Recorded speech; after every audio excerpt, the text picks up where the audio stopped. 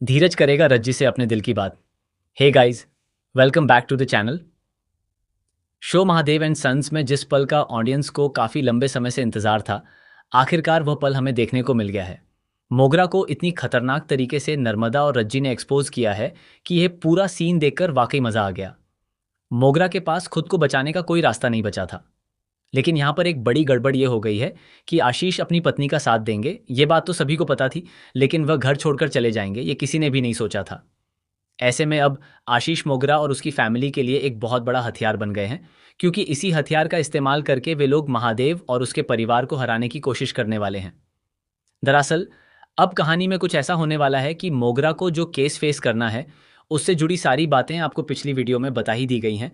लेकिन इसी बीच आशीष धीरज और उसकी फैमिली के सामने एक बहुत बड़ी परेशानी बनते हुए नजर आएंगे, क्योंकि वह महादेव का बेटा और परिवार का सदस्य है, लेकिन इस समय वह विपक्ष की तरफ खड़ा है। ऐसे में उसे आसानी से मैनिपुलेट किया जा सकता है और उसके जरिए महादेव के परिवार को नुकसान भी पहुंचाया जा सकता है। आशीष के खिलाफ परिवार का कोई भी सदस्य आसानी से कुछ नहीं कर पाएगा। यही वजह है कि आने वाले एपिसोड में आपको एक बहुत बड़ा इमोशनल और दुविधा वाला सीन देखने को मिल सकता है। वहीं अगर हम बात करें धीरज की, तो वह भी काफ़ी ज़्यादा इमोशनल नज़र आ रहा है। दूसरी तरफ नर्मदा भी अपने बच्चे को लेकर बेहद परेशान है और लगातार उसे याद कर रही है।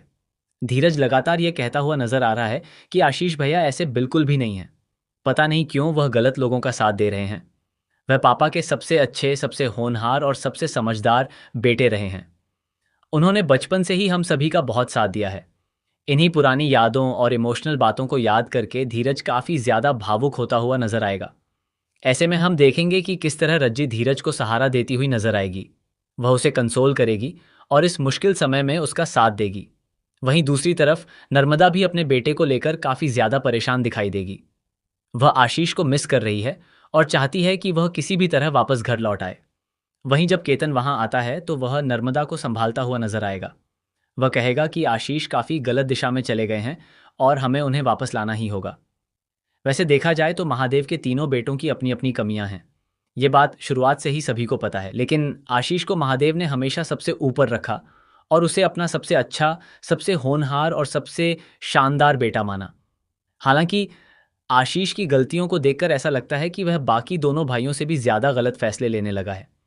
केतन और धीरज के पास कम से कम थोड़ा बहुत दिमाग और समझदारी है, लेकिन आशीष कई बार बिना सोचे समझे फैसले लेता हुआ नजर आया है।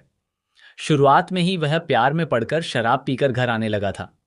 इसके बावजूद उसने मोगरा से शादी की और शादी के बाद इतना बड़ा सच सामने आने के बाद भी उसने उसे स्वीकार करने की कोशिश नहीं की और न ही परिवार को पूरी सच्चाई बताई।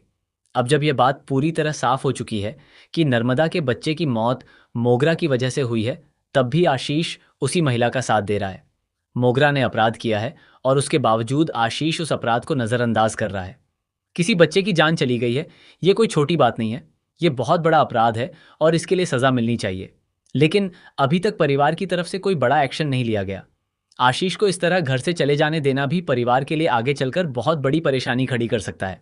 अब देखना होगा कि क्या धीरज और बाकी परिवार आशीष को सही रास्ते पर वापस ला पाएंगे, या फिर मोगरा और उसका परिवार आशीष को अपने फायदे के लिए इस्तेमाल करने में कामयाब हो जाएगा।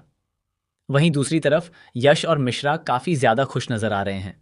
दोनों मिलकर प्लान कर रहे हैं कि आगे किस तरह महादेव और उसके परिवार को और ज़्यादा परेशान किया जाए। लेकिन इसी बीच एक बेहद मज़ेदार और संतोषजनक सीन देखने को मिलने वाला है। जब यश और विश्वा ढोलक बजा रहे होंगे, तभी नर्मदा और रज्जी वहां आकर उस ढोलक को फाड़ देती हैं। ढोलक के इस तरह फट जाने के बाद यश और विश्वा के चेहरे देखने लायक होंगे। यह पूरा सीन काफ़ी मज़ेदार होने वाला है और दर्शकों को भी इसे देखकर काफ़ी खुशी मिलने वाली है। खासकर इसीलिए क्योंकि मोगरा और उसकी फैमिली लगातार महादेव के परिवार के खिलाफ साजिशें करती हुई नजर आ रही हैं। वहीं दूसरी तरफ धीरज और रज्जी के बीच भी कुछ अच्छे और पॉजिटिव मोमेंट्स देखने को मिलने वाले हैं।